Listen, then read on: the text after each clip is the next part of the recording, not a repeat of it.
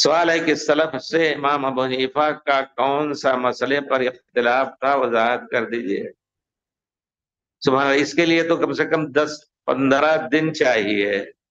ایک مسئلہ نہیں، ہزار مسائل ہیں، آپ لوگوں نے امام صاحب کی طرف منسوب کر کے اور امام صاحب کو اس کا ذمہ دار ٹھہرایا ہے۔ یہ بھی ایک اصولی بحث ہے، اس کے لیے کم سے کم 2 محاضرے چاہیے، 2 لیکچر، 2 گھنٹے چاہیے۔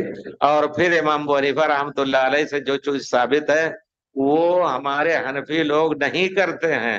امام ابو حنیفہ سے یہ چیز واضح طور پر ثابت ہے کہ اذا صح الحدیث فهو مذهبی، اگر حدیث صحیح ہو تو وہی میرا مذہب ہے، میری بات کو چھوڑ دو۔ لیکن اس پر عمل نہیں کرتے، کہتے ہیں ہمارے امام کے پاس حدیث آخر لابد یکون عنده، این هذا الحدیث لا يظهر الى يوم القیامہ۔ بہرحال اللہ اکبر، سبحان اللہ، کتنے مسائل ایسے ہیں۔ امام ابو حنیفہ خاص طور پہ عقیدے کے مسئلے میں کہتے ہیں من قال ان اللہ لیس علی العرش فهو کافر۔ اب آپ سوچئے جتنے دیوبندی ہیں وہ لوگ کہتے ہیں اللہ تعالیٰ ہماری جھولی میں ہے، اللہ تعالیٰ ہمارے بغل میں ہے، اللہ تعالیٰ ہر جگہ ہے، تو ہم ان کو کہتے ہیں آپ حنفی نہیں، دیوبندی تو ہو سکتے ہیں، حنفی نہیں ہیں آپ، بریلوی ہو سکتے ہیں لیکن حنفی نہیں ہیں، کیونکہ امام ابو حنیفہ کی طرف منسوب وہ لوگ بھی کرتے ہیں۔ بریلوی حضرات جو قبر پوچھوا جو قبر پوجتے ہیں وہ بھی۔